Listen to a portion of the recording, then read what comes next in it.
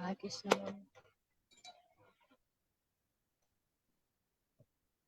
হরে কৃষ্ণ। ভালো আছেন সবাই নিশ্চয়ই। সাপ্তাহিক ভাগবতম ক্লাস আপনাদেরকে আমন্ত্রণ জানাচ্ছি। এই ক্লাসে আমরা শিল প্রভুপাদের অনুবাদগুলো তাৎপর্যগুলো বোঝার চেষ্টা করি। আমরা এখন প্রথম স্কন্ধে দ্বাদশ অধ্যায়ে আছি। আজকে আমরা 3 নম্বর শ্লোক থেকে পড়ব। তো শুরুতে আমরা জয় রাধা মাধব এবং মঙ্গলাচরণ দিয়ে শুরু করব। আজকে আমাদের জয় রাধা মাধব এবং মঙ্গলাচরণ করে শোনাবেন ঈশ্বরী ব্রজপ্রিয়া মাতাজি। মাতাজি, আপনি শুরু করুন। হরে কৃষ্ণ মাতাজি, দণ্ডবোধ প্রণাম। প্রণাম। জয় রাধা মাধব জয় কুঞ্জ বিহারী, জয় রাধা মাধব জয় কুঞ্জ বিহারী, গোপী জন বল্লভ গিরিবরধারী, যশোদানন্দন ব্রজ জন রঞ্জন, যশোদানন্দন ব্রজ জন রঞ্জন, যমুনার তীর বনচারী, জয় রাধা মাধব কুঞ্জ বিহারী, জয় জয় জয় রাধা মাধব, জয় রাধা মাধব, রাধা মাধব জয় রাধা মাধব, জয় জয় প্রভুপাদ প্রভুপাদ প্রভুপাদ, জয় জয় গুরুদেব গুরুদেব গুরুদেব, নিতাই গৌর হরি বল হরি বল হরি বল। ওং অজ্ঞানতিমিরন্ধস্য জ্ঞানাঞ্জনশলাকয়া চক্ষুমৃতিকং যেন তস্मै শ্রীগুরুভে নমঃ। শ্রীচৈতন্যমনোভীষ্টং স্থাপিतं যেন ভূতলে স্বয়ং রূপং কদমহং দদাতি স্বপদান্তিকं। বন্দে অহং শ্রীগুরু শ্রীযুতপদকমলং, শ্রীগুরুन् বৈষ্ণবাচ্চ শ্রীরূপं সাগ্রজাतं সগণ রঘুনাথं तं সजीवं সাদ্বৈতম সাবধূতম পরিজন সংহিতম, কৃষ্ণ চৈতন্য দেবং শ্রী রাধা কৃষ্ণ পাদান সহগণ ললিতা বিশাখানিতাঞ্চ, নমঃ বিষ্ণুপাদায় কৃষ্ণ প্রেষ্টায় ভূতলে শ্রীমতে ভক্তিবেদান্তে স্বামিনীতি নামিনে, নমস্তে সরস্বতী দেবে গৌরবাণী প্রচারিণে, নির্বিশেষে শূন্যবাদী পাশ্চাত্যদেশতারিণে, বাঞ্ছাকল্পতরুভ্যশ্চ কৃপা সিন্ধুভ্য এব চ পতিতানাং পাবনেভ্যো বৈষ্ণবায় নমো নমঃ। নমো মহাবদন্নায় কৃষ্ণে প্রেম প্রদায়তে কৃষ্ণায় কৃষ্ণ চৈতন্য নামে গৌরীশায় নমঃ। হে কৃষ্ণ করুণার সিন্ধু দীনবন্ধু জগৎপথে, গোপেশ গোপিকা কান্ত রাধা কান্ত নমস্তুতে। তপ্ত কাঞ্চন গৌরাঙ্গী রাধে বৃন্দাবনেশ্বরী, বিশ্বভানুসুতে দেবী প্রণমামি হরিপ্রিয়ে।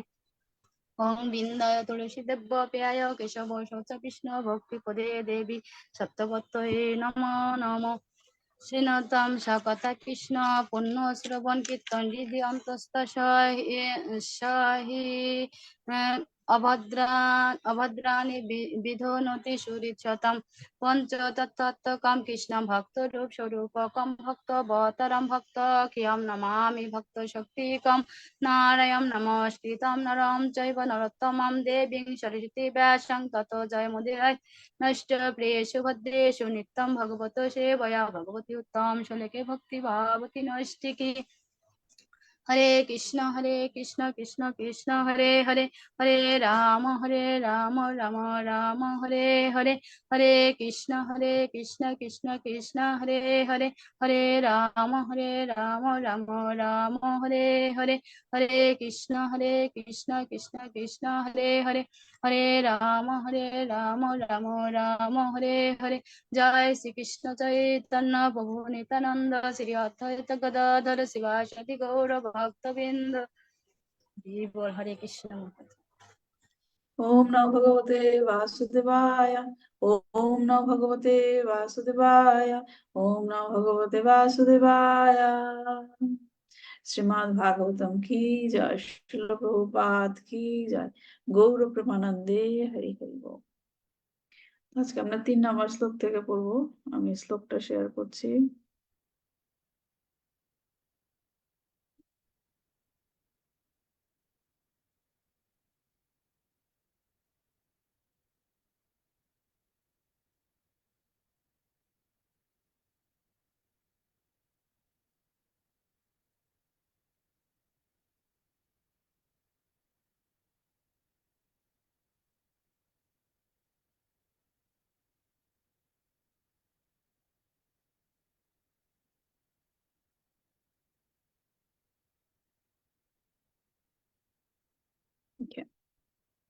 সো এই চ্যাপ্টারটা হচ্ছে মহারাজ পরীক্ষিতের জন্ম। আমরা গত সপ্তাহে শুরু করেছিলাম, 2 নম্বর শ্লোক পর্যন্ত পড়েছিলাম। আজকে আমরা 3 নম্বর শ্লোক থেকে পড়বো। তদিদং শ্রোতুমিচ্ছাম গতিতুং যদি মন্যসে বুহিন শ্রদ্ধধানানাং যস্য জ্ঞানমদাচ্ছুকম। তদিদং শ্রোতুমিচ্ছাম গদিতুং যদি মন্যসে বুহিন শ্রদ্ধধানানাং যস্য জ্ঞানমদাচ্ছুকম। মাতাজি পড়ুন, অর্চনা মাতাজি। হরে কৃষ্ণ মাতাজি, দণ্ডপাত প্রণাম। শ্লোক 3। তদিদং শ্রোতুমিচ্ছাম গতিতুং যদি মনসে বহিন শ্রদ্ধা ধ্যানম যস্য জ্ঞানম দাসুক। ততঃ সকলে ইদম অর্থাৎ এই, শ্রোতুম অর্থাৎ শুনে, ইচ্ছাম অর্থাৎ সকলের ইচ্ছায়, গতিতুম অর্থাৎ বর্ণনা করা, যদি অর্থাৎ যদি, মনসে অর্থাৎ আপনি মনে করেন, বহি অর্থাৎ অনুগ্রহ করে বলুন, ন মানে আমরা, শ্রদ্ধা ধ্যান নাম অর্থাৎ যারা গতি, শ্রদ্ধা ভাজন, যশ অর্থাৎ যার, জ্ঞানম অর্থাৎ হলো অপ্রকৃত তথ্য, অদ্যাত অর্থাৎ উপস্থাপন, সুখ অর্থাৎ সুখদেব গোস্বামী। অনুবাদ, যে মহারাজ প্রকৃতির কাছে সুখদেব গোস্বামীর অপ্রাকৃত তত্ত্বজ্ঞান প্রদান করেন, আমরা সকলে শ্রদ্ধা সহকারে তার কথা শুনতে চাই। দয়া করে এই বিষয়ে কিছু বলুন। হরে কৃষ্ণ। হরে কৃষ্ণ। তো এই যে বলছে যে মহারাজ পরীক্ষিতের কাছে সুখদেব গোস্বামী অপ্রাকৃত তত্ত্বজ্ঞান যেগুলো দান করেছিলেন সেগুলো তারা শুনতে যাচ্ছেন। তো এটা কে কাকে বলছে? কে কাকে বলছে? মাতাজি, অর্চনা মাতাজি। মাতাজি, আমি একটু ধরতে পারতেছি না বিষয়টা। হ্যাঁ, মানে এই যে একটা কথা বলছে তো, যে দয়া করে এই বিষয়ে কিছু বলুন। কে বলছে কথাটা? কার কাছে জানতে চাইছে? সুখদেব গোস্বামীর কাছে জানতে চাচ্ছে পরীক্ষিত মহারাজ। না, সে বলছে যে সুখদেব গোস্বামীর থেকে, মানে সুখদেব গোস্বামী মহারাজ পরীক্ষিতকে যে তত্ত্ব জ্ঞান প্রদান করেছিল সেটা আমরা শ্রদ্ধা সহকারে শুনতে চাইছি, তাই না? তাহলে কে হ্যাঁ, শুনতে চাইছে, কার কাছে বলছে যে আমাদেরকে বলুন? শৌনক ঋষি সুত গোস্বামীর কাছে বলছে, রাইট? হ্যাঁ, ঠিক আছে। তাহলে এটা হচ্ছে, এই যে আমরা শ্রীমদ্ ভাগবতমটা পড়ছি যেটা, সেটা হচ্ছে দ্বিতীয়বার যখন শ্রীমদ্ ভাগবতম বলা হচ্ছিল। মাতাজি, আপনারা একটু ক্যামেরাটা অন করতে পারবেন, তাহলে আমার ক্লাসটা দিতে সুবিধা হয়। হ্যাঁ, তো এখানে দ্বিতীয়বার যখন আর কি বলা হচ্ছিল শ্রীমদ্ ভাগবতম, সেইটার কথা বলা হচ্ছে। প্রথমে সুখদেব গোস্বামী পরীক্ষিত মহারাজকে বলেছিল, সেই যখন নাকি পরীক্ষিত মহারাজকে বলছিল সুখদেব গোস্বামী, সেই ঋষি, অনেক ঋষিরাও সেখানে উপস্থিত ছিল। অনেক ঋষির মধ্যে সুত গোস্বামীও সেখানে উপস্থিত ছিলেন। এখন সুত গোস্বামী যখন পরীক্ষিত মহারাজ দেহত্যাগ করলেন, সে কথায় সে নৈমিষারণ্যে আবার আরেকটা, অনেক ঋষিরা সেখানে যজ্ঞ করছিল। হ্যাঁ, তখন সেখানে এসে যখন তিনি পরীক্ষিত মহারাজ দেহত্যাগ করেছেন কথা জানালেন, তখন সেইখানকার ঋষিরা যারা ছিল তাদের মধ্যে শৌনক ঋষি, তাদেরকে শৌনক ঋষির নেতৃত্বে সেসব ঋষিরা সুত গোস্বামীর কাছে জানতে চাইলেন। বুঝতে পারছেন? এটা হচ্ছে দ্বিতীয়বার যখন শ্রীমদ ভাগবতমটা বলা হচ্ছে। তার মানে এখন যে কথাগুলো আমরা পড়ছি সেগুলাকে শৌনক ঋষি সুত গোস্বামীর কাছে জানতে চাইছে। বুঝা গেল? তাহলে তাৎপর্যতে কি বলছে প্রভুপাদ, শিল প্রভুপাদ তাৎপর্য করছি, শিল প্রভুপাদ কি জয়। সুখদেব গোস্বামী মহারাজ পরীক্ষিতকে তার জীবনের শেষ 7 দিনে দিব্য জ্ঞান প্রদান করেছিলেন। শেষ 7 দিন, হ্যাঁ। এবং মহারাজ পরীক্ষিত একজন শ্রদ্ধাবান শিষ্যের মতো যথাযথভাবে শ্রবণ করেছিলেন। হ্যাঁ, মহারাজ পরীক্ষিত শুনছেন, আর কে বলছে? সুখদেব গোস্বামী। শ্রীমদ ভাগবতের এই প্রকার আদর্শ শ্রবণ এবং কীর্তন শ্রোতা এবং বক্তা উভয়ই সমানভাবে আস্বাদন করেছিলেন। প্রত্যেকটা লাইন বোঝার চেষ্টা করবেন, মানে খুব গুরুত্বপূর্ণ কথাগুলো বলা হয়েছে। তারা উভয়েই লাভবান হয়েছিলেন।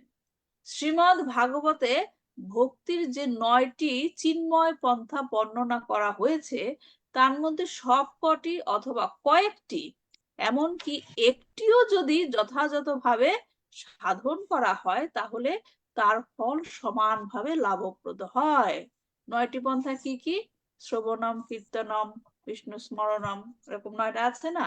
সেগুলোর কথা বলা হচ্ছে যে 9টার মধ্যে যদি একটিও সুন্দরভাবে পালন করা হয় তাহলেও সমানভাবে লাভপ্রদ হয়।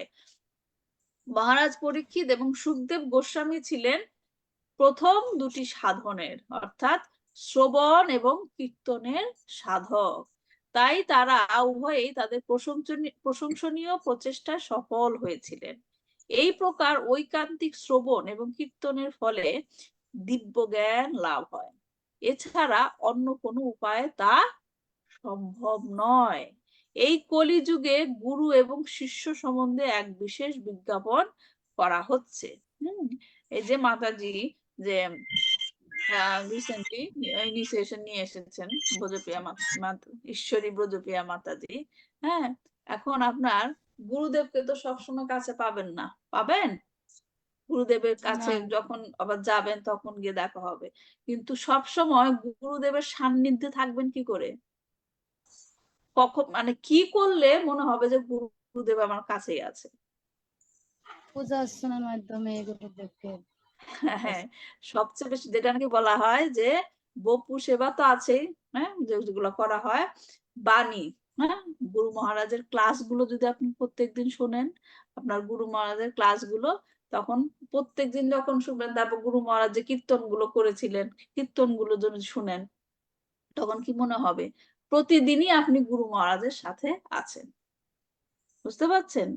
হ্যাঁ, তো সেটাই বলা হচ্ছে যে একটা সম্পর্ক, গুরু মহারাজ যেভাবে আপনাকে বলেছেন সেই কথাগুলো হৃদয়ঙ্গম করা, গুরু মহারাজ যে বইগুলো লিখেছেন সে বইগুলো যদি আপনি পড়েন, তাহলে আপনার কি মনে হবে আপনি সব সময় গুরু মহারাজের কাছে আছেন, গুরু মহারাজ সব সময় আপনাকে গাইড করছে।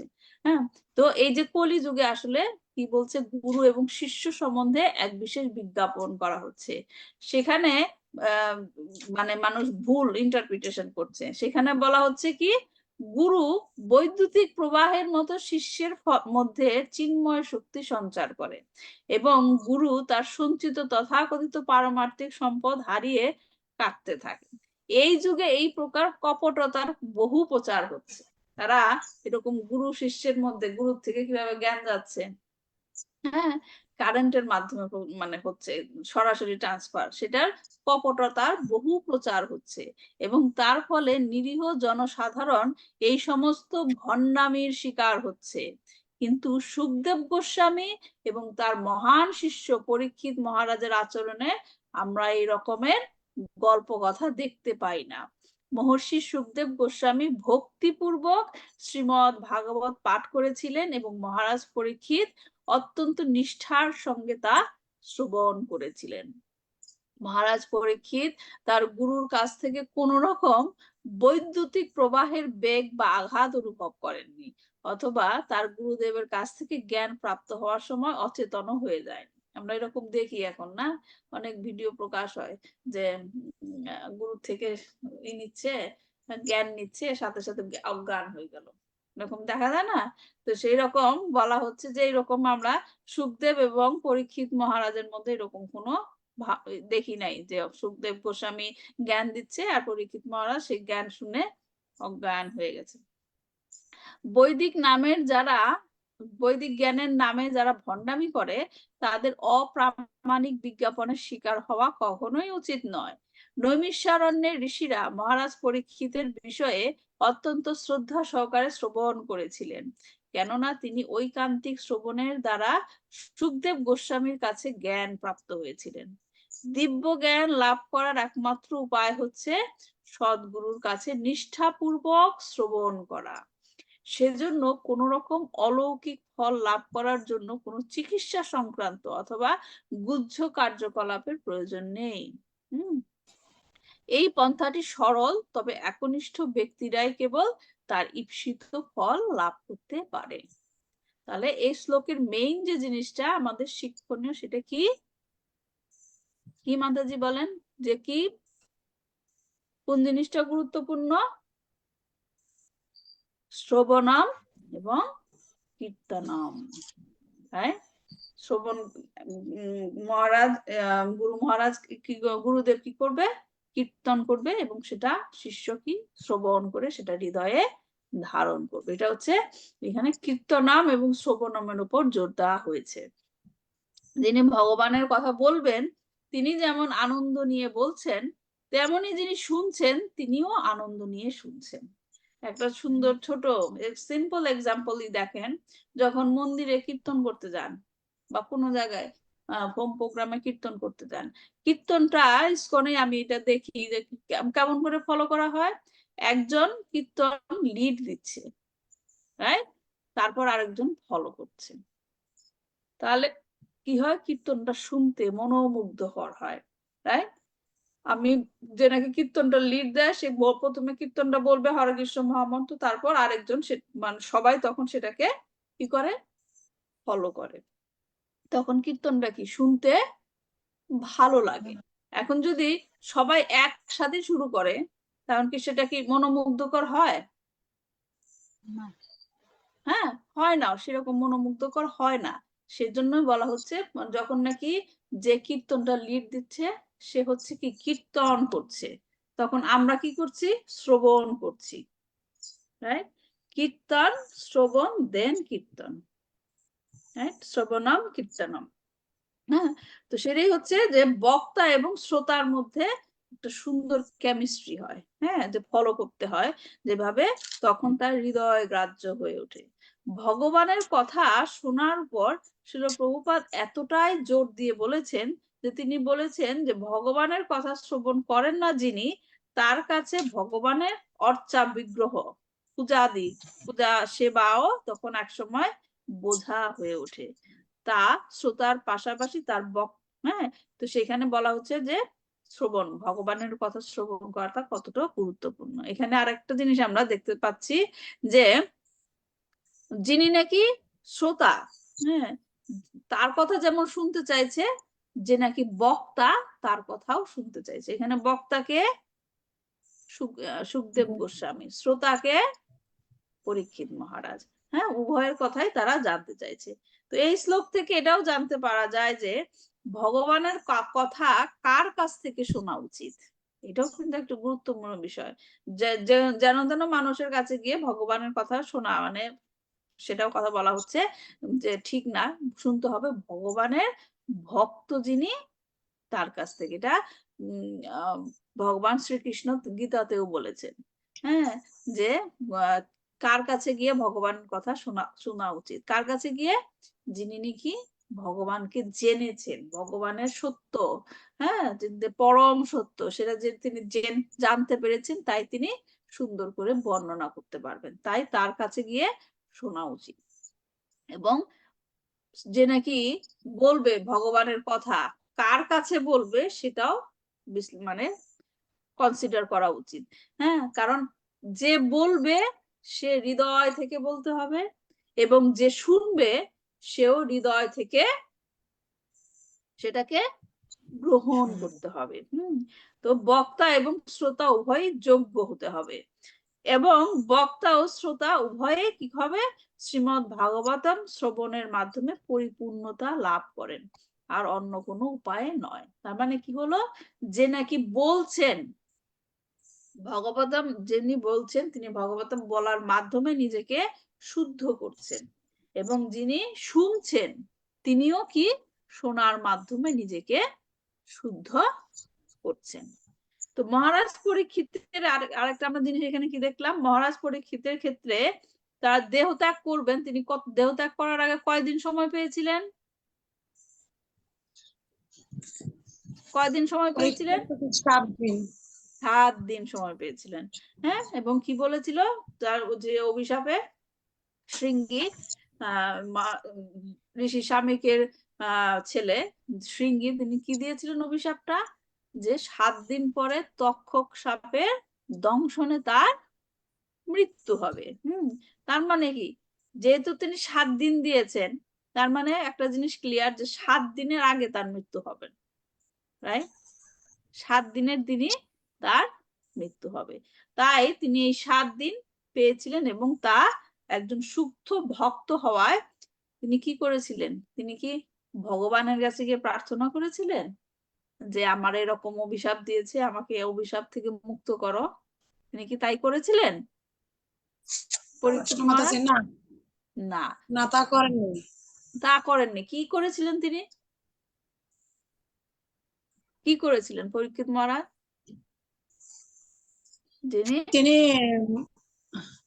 তিনি সিদ্ধান্ত নিলেন যে সাপগ্রস্ত যেহেতু তিনি হয়েছেন, তিনি ভাবলেন যে ভগবানের কথা শ্রবণ করতে করতেই তিনি মৃত্যুবরণ করবেন।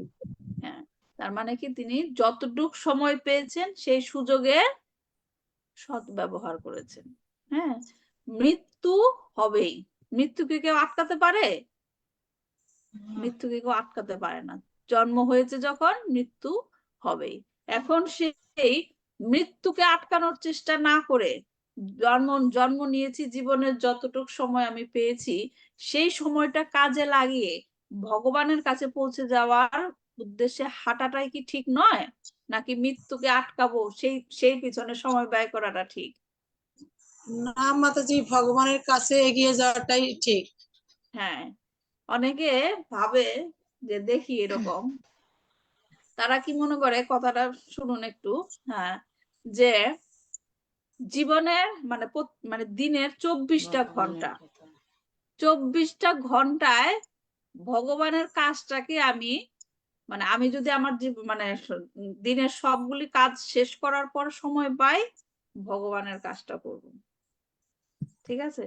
কিন্তু আসলে জীবনের উদ্দেশ্যটা হওয়া উচিত কি? হ্যাঁ, যে এই যে আমরা একটা লাইফ পাচ্ছি, গত জন্মে আমি কি ছিলাম জানি না, পরবর্তী জন্মে আমি কি হব জানি না। কেউ বলতে পারে আমি পরবর্তী জন্মে কি দেহ ধারণ করব? কেউ বলতে পারে না। হ্যাঁ, এই যে এক একটা জীবন ধারণ করা হচ্ছে এক একটা জায়গায় পৌঁছে যাওয়ার জন্য। এই যে মাতাজি, আপনি গেলেন, ইন্ডিয়াতে গেলেন, সেখানে কি আপনি একটা একটা ট্রানজিট নিয়ে গেছেন? আপনি প্রথমে বাসা থেকে বের হয়েছেন, সেখান থেকে রিক্সা নিয়েছেন, রিক্সা নিয়ে আপনি যদি বাসে গিয়ে থাকেন, তারপর বাস নিয়েছেন, তারপর যখন আপনি বাসে গিয়ে ওখানে পৌঁছেছেন, সেখান থেকে আবার অন্য জায়গায় যাওয়ার জন্য আরেকটা যানবাহন নিয়েছেন, ঠিক না? তার মানে আপনার বাসা থেকে আপনার গন্তব্যে পৌঁছানোর জন্য এক একটা যানবাহন নিয়ে যাচ্ছেন, রাইট? একটা ফলো করতেছেন না, বা একটা যদি অনেক সময় ফলো করা হয়, যে এখান থেকে ওইখানে গেলাম, রিক্সা গেলাম, তারপর পায়ে হেঁটে গেলাম। তো এই যে বিভিন্ন স্টেপ, যে প্রথমে রিক্সা নিলাম, তারপর বাসে গেলাম, তারপর আবার রিক্সা নিলাম, সেই রকমই এই যে আমরা এখানে ম্যাটেরিয়াল ওয়ার্ল্ডে আছি, জড় জগতে, এইখানে হচ্ছে আমাদের অবস্থান। এখান থেকে আমাদের কোথায় যেতে হবে? কোথায় যেতে হবে? ভগবানের কাছে, রাইট? এখন এই যে এইখান সরি মানে যেখানে আছি আমাদের, সেখান থেকে ভগবানের কাছে পৌঁছাতে হবে। এই যে জার্নি, এই জার্নিটা যেমন আমরা রিক্সা নিচ্ছি, বাস নিচ্ছি, তারপর ট্রেন নিচ্ছি, সেরকম এক একটা দেহ, এক একটা দেহ। কখনো আমরা মনুষ্য শরীর পাচ্ছি, কখনো আমরা কি অন্য শরীর, আমাদের কর্মফল অনুসারে অন্য শরীর পাচ্ছি। এটা হচ্ছে এক একটা জার্নি। বোঝা গেল? তো এখন এই সমস্ত জার্নির মধ্যে বিভিন্ন যানবাহনের মধ্যে যেমন মেইন একটা যানবাহন পেলে সরাসরি পৌঁছে যাওয়া যায়, সেরকম মানব শরীরটা হচ্ছে একটা গুরুত্বপূর্ণ মাধ্যম ভগবানের কাছে পৌঁছে যাওয়ার জন্য। তো এখানে এজন্য আমাদের মানব শরীর পেয়েছি যখন, সেটা হচ্ছে অনেক ভাগ্যের ফলে পেয়েছি। কোনো একটা ভালো কাজ করেছিলাম, তাই ভগবান আমাদেরকে এই সুযোগ দিয়েছে মানব জীবনে, আমাদেরকে মানব জীবনটা মনুষ্য শরীর দিয়েছে, এবং সেটাকে আমাদের পূর্ণ সদ্ব্যবহার করতে হবে জীবনে। এই পরীক্ষিত মহারাজ কি যেন বলে, 7 দিন সময় পেয়েছিলেন তিনি। 7 দিন একটা কি লিমিটেড টাইম পেয়েছিলেন। কিন্তু আমাদের ক্ষেত্রে আমরা কি সেই রকম সময়টা জানি কখন আমাদের মৃত্যু হবে? না, জানি না। তাহলে তিনি 7 দিন সময় পেয়েছিলেন, 7 দিনের পূর্ণ সদ্ব্যবহার করেছিলেন। আমরা যেহেতু জানি না, তা আমাদের কি ধরে নেওয়া উচিত কি এই নেক্সট মুহূর্তেই আমরা দেহ ত্যাগ করতে পারি, কালকে আমরা দেহ ত্যাগ করতে পারি? তাহলে কি এখান থেকে কি শিক্ষণীয় বিষয়? আমাদের সব সময় রেডি থাকতে হবে। এই যে আমরা একটা একটা মুহূর্ত পার হচ্ছি যেন নষ্ট না হয়, সদা সর্বদা যেন ভগবানকে স্মরণ রাখতে পারি, সবসময় রেডি থাকতে হবে। মৃত্যুকে ভয় না পেয়ে, কি ভয় পাওয়া উচিত? মৃত্যুর পর আমি কোথায় যাব। মৃত্যুকে ভয় না পেয়ে আমি মৃত্যুর পর কোথায় যাব সেই অবস্থান নিয়ে ভয় পাওয়া উচিত। যে আমি যদি ভগবানের নাম না করি তাহলে আমি আবার কোথায় চলে যাব, সেই জন্মে গিয়ে আমি আবার এরকম ভগবানের নাম শোনার মতো সুযোগ পাবো? এখন যেরকম আপনি আছেন, ভগবানের নাম শ্রবণ করছেন, বুঝতে পারছেন, জ্ঞান হচ্ছে যে না আমার ভগবানের কাছে যেতে হবে, এবং ভগবান বলেছে যে নাকি আমার নাম করবে, জীবনের শেষ মুহূর্তে আমার নাম করবে, সে আমার কাছে ফিরে আসবে, এবং আমরা জানি যে আমার ভগবানের কাছে পৌঁছাতে হবে। কে গ্যারান্টি দিতে পারে আপনি নেক্সট জন্মে যেই দেহটা পাবেন এই জ্ঞানগুলো আপনি বুঝতে পারবেন? আপনার তো নিশ্চয়ই মনে থাকবে না এই যে এই জন্মে যে জ্ঞানগুলো আপনি পেয়েছেন, আপনার নেক্সট জন্মে মনে থাকবে সেগুলো? না, মনে থাকবে না। এখন নেক্সট জন্মে আপনি কোন জায়গায় জন্ম নেবেন, আদৌ ভক্ত সঙ্গ পাবেন কিনা, আদৌ মনুষ্য জন্ম পাবেন কিনা, কোনো গ্যারান্টি আছে? নাই। তাহলে এই যে আমরা এই যে ভগবান এই আশীর্বাদটা দিয়েছেন, এই যে আমরা সঙ্গ পাচ্ছি, ভগবানের নাম শুনছি, বুঝতে পারছি আমাদের ভগবানের কাছে পৌঁছে দিতে হবে, জানতে পারছি কি করলে আমরা পৌঁছে দিতে পারি, সেগুলাতে সময় ব্যয় করা উচিত না? উচিত কিনা? উচিত মাতাজি। হ্যাঁ। তাহলে এইটা এখান থেকে শিক্ষণীয় বিষয় যে মৃত্যুকে, পরীক্ষিত মহারাজ মৃত্যুকে ভয় পায়নি, মৃত্যুর পর আমার কোথায় যেতে হবে সেই দিকে কনসেন্ট্রেশন করেছেন, এবং সেইখানে যেতে গেলে আমার কি করতে হবে? এই 7 দিন সময় পেয়েছি, এই 7 দিনই আমি সুন্দরভাবে সেই কাজে লাগাবো। ঠিক আছে? তো আমাদেরও সেরকম প্রিপারেশন থাকা দরকার। জীবন তো, সংসার জীবনে এসেছি, সংসার জীবনে তো রেসপন্সিবিলিটি আছেই, কিন্তু প্রায়োরিটি দিতে হবে। যেগুলো করেও আমার টার্গেট হচ্ছে আমি ভগবানের কাছে যাব। ঠিক আছে? তো এইটাই হচ্ছে শিক্ষণীয়, যে আমাদের দেহ তো ছাড়তে হবেই, কিন্তু তার জন্য নিজেকে তৈরি রাখতে হবে। মৃত্যুকে ভয় না পেয়ে মৃত্যুর জন্য তৈরি থাকতে হবে, যে হ্যাঁ মৃত্যু হলেই আমি কোথায় যাব সেটা আমি সিকিউর করেছি। হ্যাঁ। তো এটা সেটা কিভাবে করা যায়? নিত্যম ভাগবত সেবায়, সদা সর্বদা ভগবানের নাম শোনা, কীর্তন করা, হ্যাঁ, ভগবানের কাজে পরীক্ষা দেওয়া, মানে ভগবানের কাজে নিজেকে ব্যয় করা, সেগুলোতে আমাদের কি করতে হবে? সময় ব্যয় করতে হবে। তো এখন এই যে শ্রবণ কীর্তন, এতে কি হচ্ছে? ভগবান সম্বন্ধীয় জ্ঞান বিনিময় হচ্ছে। হ্যাঁ, যেমন ধরেন কেউ যখন চাকরি করে, একটা কোম্পানিতে চাকরি করলো, আর একটা কোম্পানিতে তার নতুন জব। হ্যাঁ, তো এখন ওই নতুন কোম্পানিতে যাওয়ার আগে পুরোনো কোম্পানিতে কি কি কাজগুলো করেছিলেন আরেকজনকে বুঝিয়ে দিতে হয়, হয় না? যেন সে কাজগুলো অন্য নতুন মানুষ যে আসবে সে কাজগুলো করতে পারে। তো সেটাকে বলা হচ্ছে নলেজ ট্রান্সফার। কিন্তু এইখানেও কিন্তু নলেজ ট্রান্সফার হচ্ছে, সুখদেব গোস্বামী থেকে নলেজটা কার কাছে যাচ্ছে? পরীক্ষিত মহারাজের কাছে, রাইট? কিন্তু পার্থক্যটা কি? যে জ্ঞানটা ট্রান্সফার হচ্ছে সেটা হচ্ছে কি বৈদিক জ্ঞান, এবং এটাকে কি বলা হয়? অপৌরুষেয়। যে কোনো মানুষ এটা সৃষ্টি করেননি, কোনো মানুষ এই জ্ঞান সৃষ্টি করেননি। এটা কি সরাসরি ভগবানের মুখ নিঃসৃত বাণী, ভগবানের কথা। ভগবান যেমন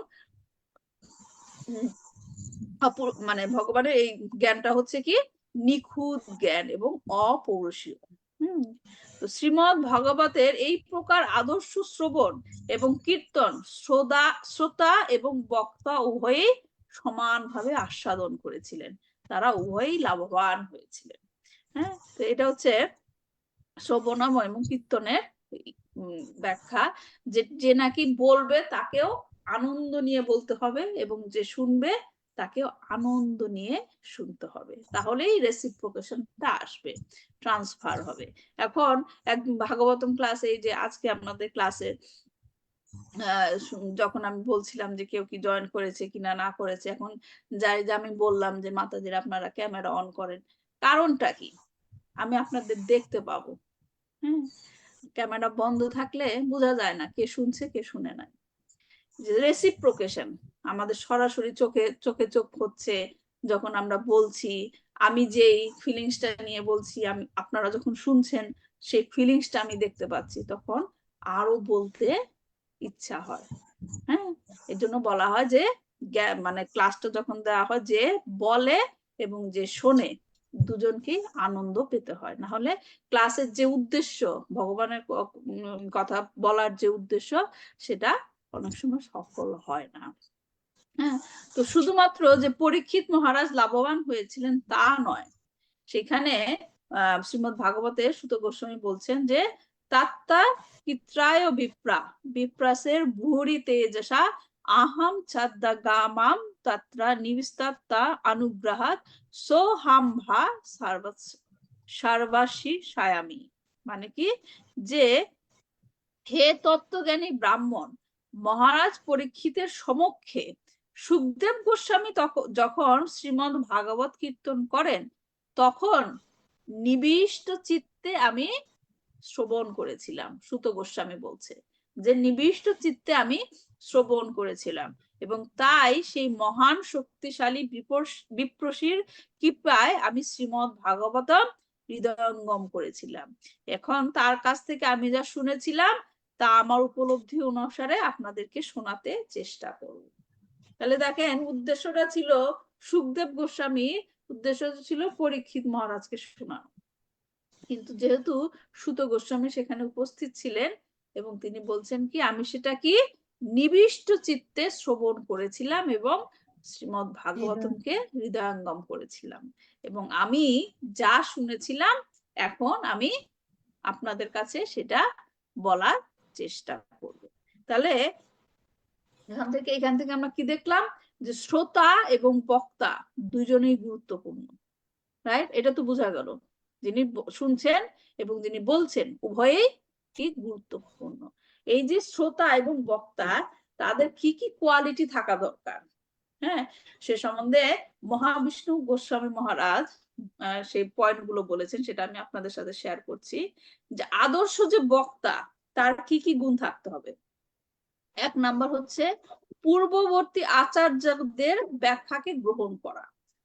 হ্যাঁ, পূর্ববর্তী আচার্যদের ব্যাখ্যাকে গ্রহণ করা, তারা কিভাবে এটা বর্ণনা করেছেন। যেমন ধরেন আমরা যে ক্লাসটা দিচ্ছি, হ্যাঁ, আমি যেগুলো বলছি সেগুলো কিন্তু আমার মন গড়া কোনো কথা না, আমি নিজে বলছি, কারণ আমার নিজের কোনো জ্ঞানও নেই, এবং আমি আমার নিজের মন গড়া কথা বলতেও পারবো না। আমরা কি করছি, শিল প্রভুপাদ কিভাবে এটা বর্ণনা করেছেন, ব্যাখ্যা করেছেন, সেজন্য আমরা তাৎপর্য করছি, অনুবাদ করছি, তারপর আমরা তাৎপর্য করছি, এবং তাৎপর্যে শিল প্রভুপাদ কি বোঝাতে চেয়েছেন সেটা বোঝার চেষ্টা করছি। এজন্য বলা হচ্ছে কি তাৎ অনুগ্রহাৎ, তার কৃপার দ্বারা কি শ্রাবায়িষ্যামি, আমি শোনাবো।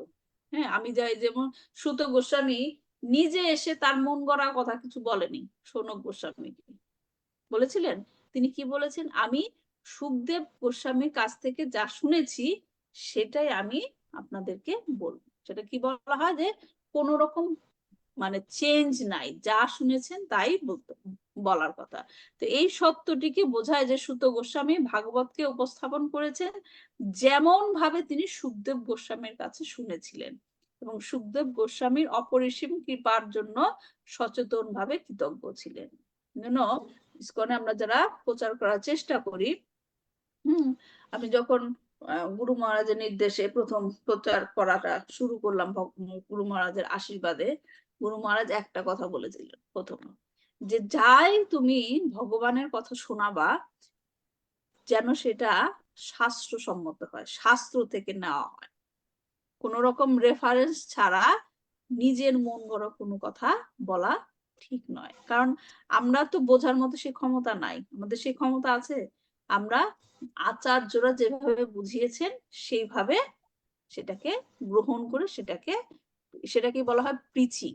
প্রিচিং মানে নিজের কোনো কথা আমি প্রিচ করতে পারবো না, যেগুলো নাকি গুরু পরম্পরা ক্রমে এসেছে, আচার্যদের কাছ থেকে এসেছে, সেটা যারা, যেমন ধরেন আমি যখন ক্লাসটা রেডি করি, আমি চেষ্টা করি অন্যান্য সিনিয়র ডিভোটিরা এই শ্লোক সম্বন্ধে কি ব্যাখ্যা দিয়েছেন, মহারাজ কি ব্যাখ্যা দিয়েছেন, হ্যাঁ, সেটা আমি শুনে আমি একসাথে করার চেষ্টা করি। এখন আমি আপনাদের যখন শোনাচ্ছি, আপনাদের হয়তো সেই সময়টা নেই সেরকম রিসার্চ করে শ্লোকগুলো ব্যাখ্যা করা, তাই না? তো এজন্য আপনাদেরকে সেই সময়টা যেন পাননি, তাই আমি চেষ্টা করি সেগুলোকে একসাথে করে আপনাদের কাছে উপস্থাপন করা। তার মানে কি, আমি যখন ক্লাসটা আপনাদের দেই, আমার নিজের মন গড়া কোনো কথা না, আমি যা শুনেছি সেটা আপনাদের, যেহেতু আপনাদের সেই অপরচুনিটিটা আপনারা পাচ্ছেন না, আপনাদেরকে আমি বলার চেষ্টা করি। এটাই হচ্ছে কি বক্তা, যে তার এই জিনিসটা ফলো করতে হবে, যে পূর্ববর্তী আচার্যদের ব্যাখ্যাকে গ্রহণ করে সেটাকে প্রচার করা। 2 নাম্বার কি, নিজের মন মতো বা মন গড়া ধারণাকে প্রতিষ্ঠিত করার জন্য আচার্যদের দেওয়া ব্যাখ্যাকে নিজের মতো করে প্রচার করা উচিত নয়। 3 নাম্বার, সমস্ত শ্রেণীর মানুষের কাছে বার্তাটি গ্রহণযোগ্যভাবে উপস্থাপন করার ক্ষমতা থাকতে হবে। হ্যাঁ, মানে কি, যে একটা ক্লাসে বিভিন্ন রকমের বিভিন্ন স্তরের মানুষ থাকতে পারে, সেরকম কেউ এইভাবে বুঝবে না, কেউ অন্যভাবে বুঝবে, হয় না? কেউ এইভাবে বুঝতে পারছে না, তাকে অন্যভাবে বোঝাতে হবে তার লেভেল অনুসারে। এজন্য ক্লাস দেওয়ার আগে কি করতে হবে, কোনো কিছু প্রচার করার আগে আপনি কার কাছে প্রচার করছেন, সে কিভাবে গ্রহণ করতে পারবে। হ্যাঁ, এখন আমি শ্রীমদ ভাগবতের মানে গুরুত্বপূর্ণ কোনো জিনিস, একদম হাই ফিলোসফিক্যাল জিনিস একটা বাচ্চাকে যদি বোঝাতে চাই, সে বাচ্চাটা বুঝতে পারবে? সে বাচ্চাটা কি বুঝতে পারবে? বুঝতে পারবে না। তখন সে যখন না বুঝতে পারে, তখন সেটার প্রতি তার অনীহা সৃষ্টি হবে, সে শুনতে চাবে না। সেজন্য বাচ্চারা কিভাবে বুঝবে সেইভাবে আমার তার কাছে উপস্থাপন করতে হবে। বিভিন্ন ভক্তের লেভেল অনুসারে, এখন আপনারা সবাই এখানে যারা আছেন তারা কি ইসকন ফলো করছেন, তারা একটা বেসিক ধারণা আছে, তাই না? এখন আমি একই জিনিস যদি যারা এখনো ইসকন ফলো করছে না, বুঝতে পারছে না যে জিনিসগুলোকে, সেখানে যদি আমি ব্যাখ্যা করতে যাই, তাহলে সেটা তাদের কাছে গ্রহণযোগ্য নাও হতে পারে, রাইট? এজন্য বলা হচ্ছে কি, যে সমস্ত শ্রেণীর বা মানুষদের কাছে বার্তাটি যাতে গ্রহণযোগ্য হয়, সেটা সেইভাবে উপস্থাপন করতে হবে। তিনি বার্তাটি যতটুকু উপলব্ধি করেছেন অন্য কোথায়, যা তিনি শিখেছেন এবং যা অনুভব করেছেন, কি যাদা দিতাম ইয়াথা মাতি, যতদূর সুখদেব গোস্বামী সুত গোস্বামী এখানে কি বলছে, যতদূর আমার উপলব্ধি হয়েছে, সুখদেব গোস্বামীর কাছ থেকে শোনার পর আমার যতটুকু উপলব্ধি হয়েছে সেইটুকুই আমি প্রচার মানে বলবো। তিনি কি করতে হবে, সে বক্তা কলিযুগের পাপ থেকে মুক্ত হতে হবে। যেমন তিনি কলিযুগের ঘোরের পাপের কথা বলছেন, হ্যাঁ, ক্লাসের মধ্যে তিনি ঘোর পাপের কথা বলছেন এবং বলছেন যে এইটা করা উচিত নয়, এটা করা উচিত নয়, কিন্তু নিজেই সেটাকে ফলো করছেন না, তাই না? তাহলে সেই বক্তার সেই ভাগবত বলার যোগ্যতা তিনি হারিয়ে ফেলেন। তিনি যা ফলো করবেন, যা প্রচার করবেন, তা নিজেকেও তার কি করতে হবে, ফলো করতে হবে। এবং শাস্ত্রের জ্ঞান এবং শ্রবণ ও ব্যাখ্যা করার ক্ষমতা থাকতে হবে। বিনয়ী এবং অনুগত শ্রবণ দ্বারা সঠিক উৎস থেকে অতীন্দ্রিয় জ্ঞানকে সঠিকভাবে উপলব্ধি করে সেগুলাকে প্রচার করতে হবে। তো এই গেল বক্তার যোগ্যতা। এখন শুনি আমরা শ্রোতার যোগ্যতা, যারা শুনেন। হ্যাঁ, ভগবতম কথা যখন বলা হয় যারা শোনেন তাদের কি যোগ্যতা থাকতে হবে? এই ভগবানের কথা শোনার জন্য তাদেরকে অবশ্যই উদ্বিগ্ন থাকতে হবে, হ্যাঁ, আন্তরিকভাবে শ্রবণ করতে হবে, এবং এটাই হচ্ছে প্রথম যোগ্যতা। দ্বিতীয়টা কি, যে এই বার্তা গ্রহণ করার সঠিক পদ্ধতি হলো অনুগত ভাবে শ্রবণ করতে হবে, অ্যাটেন্টিভলি শ্রবণ করতে হবে। যদি আমাদের যেমন ধরেন বলা হয় যে ক্লাসের পরে প্রশ্ন করা হয়, হ্যাঁ, তখন প্রশ্নটা কি কিসের জন্য করতে হবে? যে প্রশ্নটা করতে হবে জানার জন্য। যিনি ক্লাস দিচ্ছেন বা যার যিনি কৃষ্ণ সম্বন্ধে বলছেন, কৃষ্ণ সম্বন্ধে সে জিনিসটাকে চ্যালেঞ্জ করার জন্য প্রশ্ন করাটাকে মানে গ্রহণযোগ্য করা হচ্ছে না। হ্যাঁ, কি করতে হবে? যে চ্যালেঞ্জিং মনোভাব নিয়ে কেউ কখনো শিখতে পারবে না। জানার জন্য প্রশ্ন থাকলে সেগুলা প্রশ্ন করে জানতে চাইলে সে কি করতে হবে? সেই জিনিসটাকে হৃদয়ঙ্গম করতে হবে এবং নিখুঁত ভাবে মনোযোগী হয়ে বার্তা শ্রবণ করতে হবে পূর্ণ একাগ্রতা সহকারে, পূর্ণ একাগ্রতা সহকারে। তাই কি গেল, শ্রোতাদের যোগ্যতা করতে হবে, ভগবানের কথা শোনার জন্য উদ্বিগ্ন থাকতে হবে, এবং কি চ্যালেঞ্জিং ওয়েতে শ্রবণ করা যাবে না। 3 নাম্বার কি, একাগ্রতা সহকারে শুনতে হবে। তাই শিল প্রভুপাদ বলেছেন যে ঐকান্তিক শ্রবণের দ্বারা সুখদেব গোস্বামীর কাছে জ্ঞান প্রাপ্ত হয়েছিলেন। দিব্য জ্ঞান লাভ করার একমাত্র উপায় হচ্ছে সদ্গুরুর কাছে নিষ্ঠাপূর্বক শ্রবণ করা। হ্যাঁ, আমি যেটা বললাম চ্যালেঞ্জিং ওয়েতে জানা, সেটার মানেটা কি? চ্যালেঞ্জিং ওয়েতে প্রশ্ন করা, চ্যালেঞ্জিং ওয়েতে মনোভাব নিয়ে শ্রবণ করা, এটার মানেটা কি? যে তিনি যা বলছেন, অনেকের কাছে আমি এটা শুনেছি যে এমন ভাবে প্রশ্ন করেছেন যে শ্রীকৃষ্ণই যে ভগবত গীতা বলেছেন এর কোনো প্রমাণ আছে? প্রশ্ন অনেকে করে, শ্রীকৃষ্ণই যে ভগবত গীতা বলেছেন এর কোনো প্রমাণ আছে? হ্যাঁ, বৈদিক জ্ঞান যে বইয়ের মধ্যে লেখা আছে কে লিখেছে তার কোনো প্রমাণ আছে? হ্যাঁ, তারপর ভগবান শ্রীকৃষ্ণই যে ভগবান পরমেশ্বর ভগবান তিনি যে সর্বোচ্চ অবস্থিত তার কোনো প্রমাণ আছে? আপনি যে এরকম কথা মানে মহারাজদের ক্লাস শুনেও সেটা কি আদৌ সত্যি কথা বলেছে কিনা সেটাকে খুঁটে দেখার জন্য চেষ্টা করা। হ্যাঁ, তো এগুলো হচ্ছে চ্যালেঞ্জিং মনোভাব। আমরা ছোটবেলায় একটা কি কথা শুনেছিলাম যে বিশ্বাসে মিলায় বস্তু, তর্কে বহুদূর। শুনেছেন না মাতাজি? বিশ্বাসে মিলায় বস্তু, তর্কে বহুদূর। শিল প্রভুপাদকে যখন এসব কথা বলা হতো তিনি তখন বলতেন যে রিসার্চ, শ্রীকৃষ্ণ আসলেই ভগবান কিনা এগুলো তুমি রিসার্চ করতেই পারে, যে কোনো মানুষ আসলে অনেকে এরকম বিভিন্ন ধরনের বই পুস্তক পড়ে যে আসলেই ভগবান শ্রীকৃষ্ণ কিনা সেগুলো রিসার্চ করতে চায়। তো রিসার্চ করে একই জিনিসে কিন্তু দাঁড়াবে এসে, হ্যাঁ, একই জিনিসে এসে দাঁড়াবে।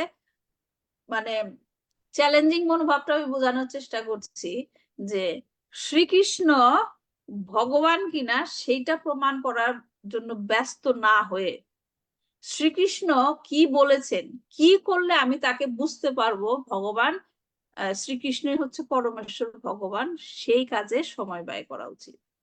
বুঝতে পারছেন আমার কথাটা? 2 ধরনের জিজ্ঞাসা থাকতে পারে যে আমি এই জিনিসটা বুঝতে পারছি না, সেটা দুই ভাবে মানুষ ব্যাখ্যা করতে পারে। আসলে কি এটা সত্য, সেটা আমি রিসার্চ করে দেখব, অথবা এই জিনিসটা আমি বুঝতে পারছি না আর অন্য কোনো কিছু পড়ে আমি যদি বুঝতে পারি সেই দিকে আমি সময় ব্যয় করব। 2 ধরনের জিনিসটা বুঝতে পারছেন?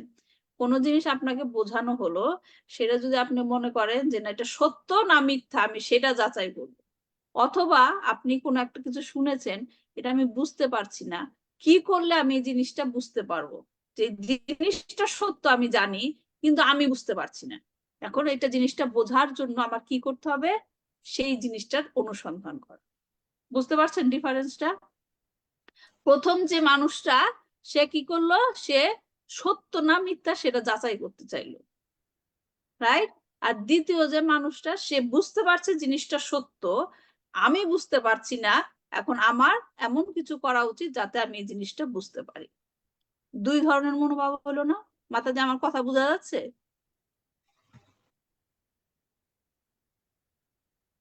রীতা মাতাজি, আমার কথাটা বুঝতে পারছেন? মাতাজি বোঝা যাচ্ছে। বোঝা যাচ্ছে। তার মানে কি, দুই ধরনের মনোভাব নিয়ে মানুষ ক্লাসে বসে। একজনের মনোভাব কি থাকে?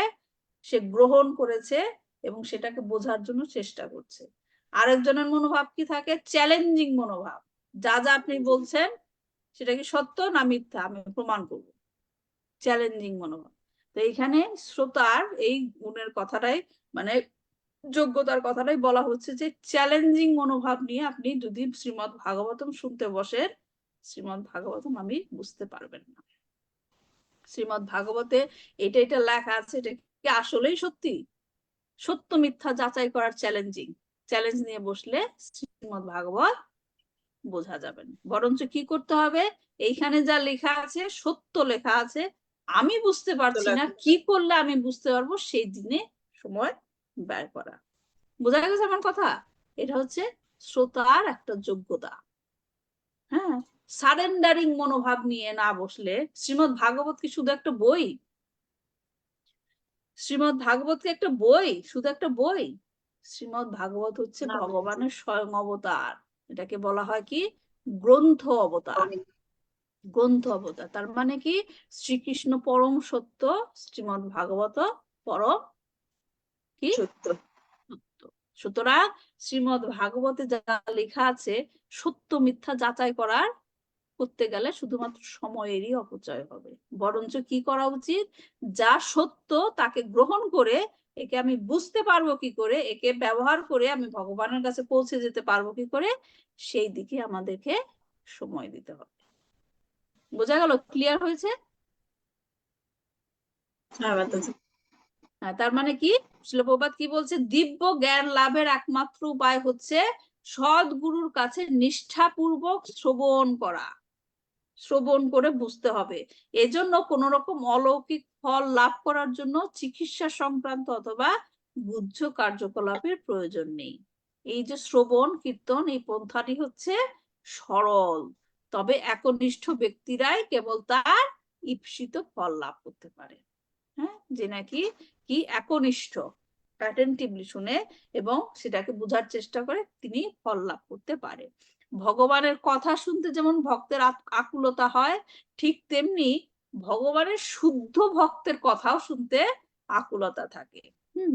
আমরা পুরো শ্রীমদ্ ভাগবতমে দেখতে পাই, ভগবানের লীলা কথা তো বর্ণিত আছেই, রাইট? কিন্তু শ্রীমদ্ ভাগবতে দেখেন ভগবানের ভক্তদের লীলাও বর্ণিত আছে। ভগবানের লীলা কথা শ্রবণের আকাঙ্ক্ষা সৃষ্টি হয়েছে এবং তার মধ্যে অবশ্যই কৃষ্ণ ভক্ত সম্বন্ধে শোনার আকাঙ্ক্ষা থাকা উচিত। কারণ কৃষ্ণ ভক্তের লীলা শ্রবণের মাধ্যমে আমাদের মধ্যে যে কৃষ্ণ ভক্তি অনুশীলনের উৎসাহকে তা আরো বাড়িয়ে দেয়। যেমন ধরুন ভাগবতমে যেখানে শুধুমাত্র এবং কৃষ্ণের বিভিন্ন অবতারের লীলাই বর্ণনা করা হয়েছে তা নয়, সেখানে ভগবানের ভক্তদের কথাও বর্ণনা করা হয়েছে। যেমন পরীক্ষিত মহারাজ, যুধিষ্ঠির মহারাজ, পুরুরুবা, নারদ মুনি, ধ্রুব মহারাজ, প্রহ্লাদ মহারাজ, অম্বরীশ মহারাজ, যজাতি, দ্রৌপদী, কুন্তি, ভীষ্মদেব, সবার কথা বর্ণনা করা হয়েছে। তাহলে কি হতো, কি পয়েন্টটা বোঝা গেল? শ্রবণ মাত্র শুধু যে খালি কৃষ্ণ লীলাই শ্রবণ করব তাই নয়, কৃষ্ণ ভক্তদের লীলাও শ্রবণ করলে আমাদের হৃদয় ধীরে ধীরে কি হবে? শুদ্ধ হবে। ঠিক আছে? তো আজকে আমরা এই পর্যন্তই রাখি। নেক্সট উইক আমরা চতুর্থ অধ্যায় থেকে, চতুর্থ নম্বর শ্লোক থেকে পড়বো। কারো কোনো প্রশ্ন আছে? বোঝা গেছে? হরে কৃষ্ণ মাতাজি।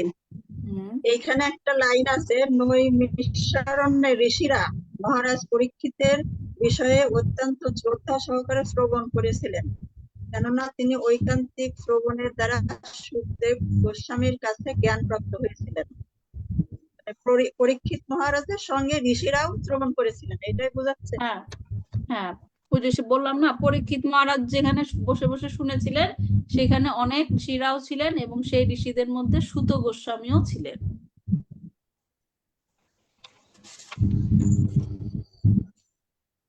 বুঝতে পারছেন?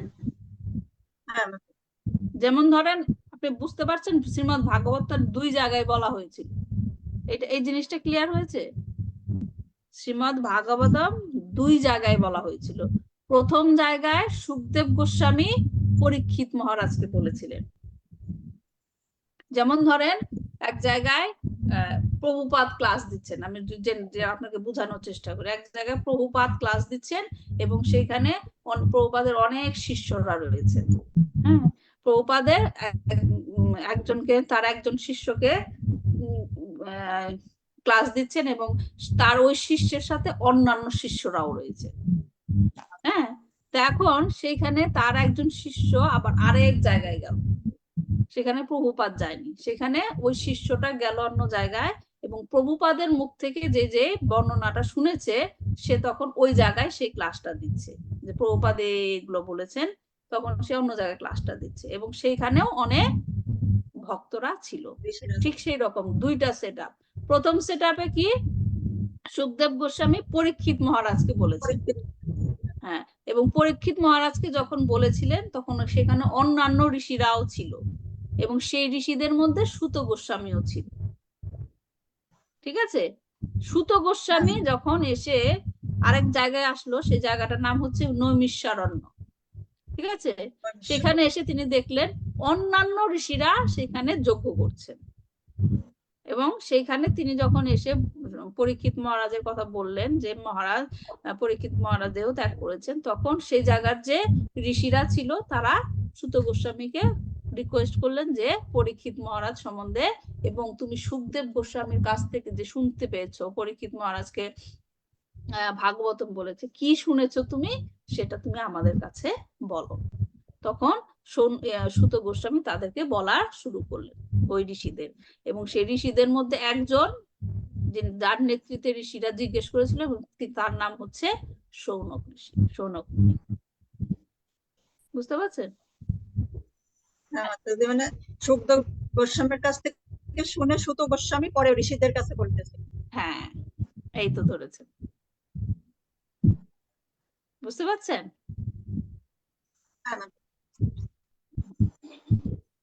আচ্ছা, ঠিক আছে, তাহলে আজকে পর্যন্তই থাক।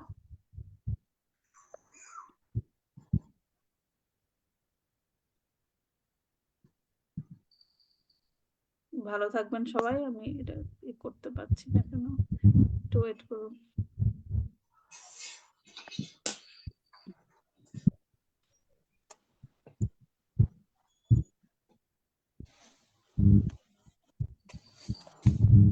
আঞ্চকল্পতরুভাষ্য কৃপা সিন্ধুভ্যেব চ পতিতানাং পাবনেভ্যো বৈষ্ণবেভ্যো নমো নমঃ।